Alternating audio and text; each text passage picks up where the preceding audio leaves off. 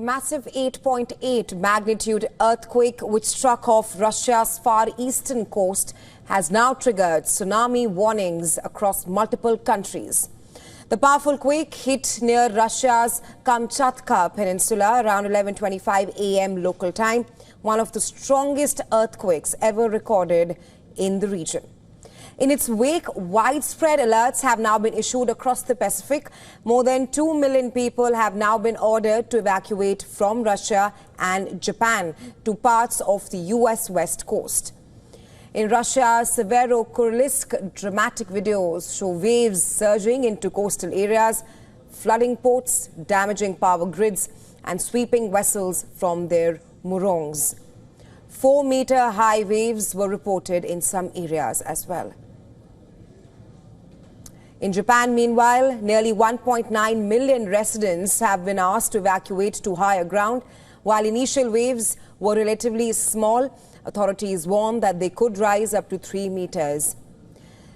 The Pacific Tsunami Warning Center had earlier warned of waves of up to 10 feet in Hawaii, but that warning has now been downgraded to an advisory, with officials saying major damage is unlikely, though strong currents and localized flooding remain possible.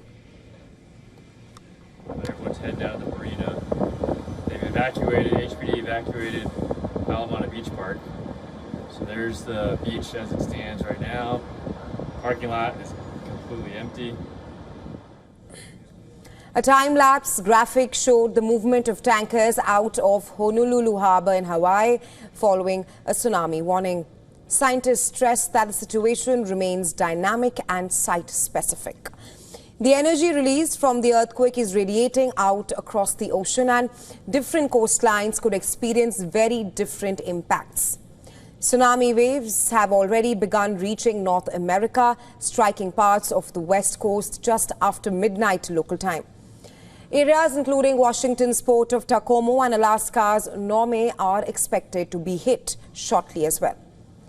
Geologists say that the quake was relatively shallow, striking at a depth of 19 kilometers, which increases the potential for stronger tsunami waves. This quake is now tied for the 6th most powerful in modern history, matching the 2010 Chile earthquake and the 1906 quake of Ecuador.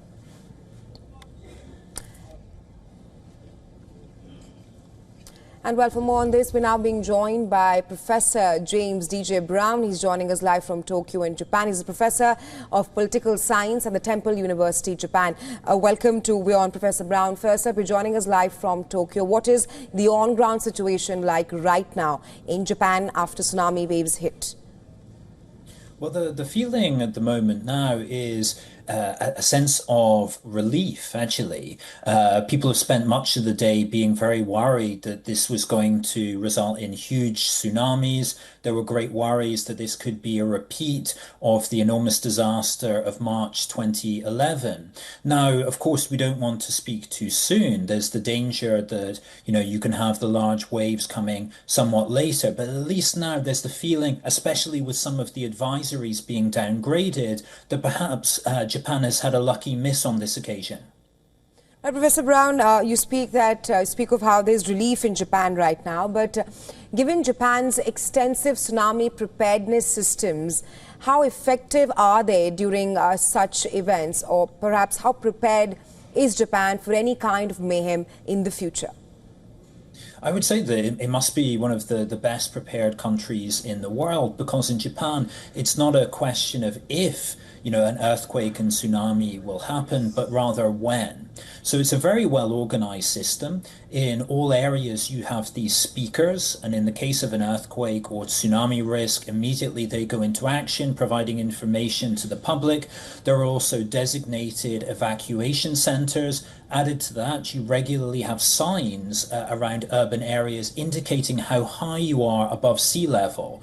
So all of that adds up to quite a high level of safety, and yet at the same time there's a recognition that no matter how well prepared you are, that the risks in a country like Japan still remain quite high. Right, Professor Brown, you did mention that the advisories have been downgraded now, but is Japan coordinating with other Pacific nations, given that countries across the Pacific, including the US, Alaska and California, they have also issued tsunami warnings after the massive earthquake in Russia? Yes, so that will indeed be going on.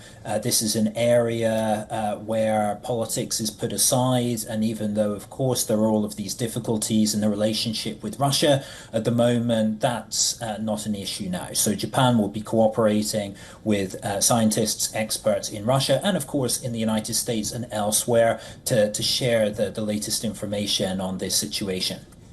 Right, Professor Brown, thank you so much for joining us here on WION with your insights from Japan. Thank you. And well, earlier we had a conversation with Benoit Hardy Chatrand, who was a professor at the United Nations University in Tokyo. Listen into what he had to say on this.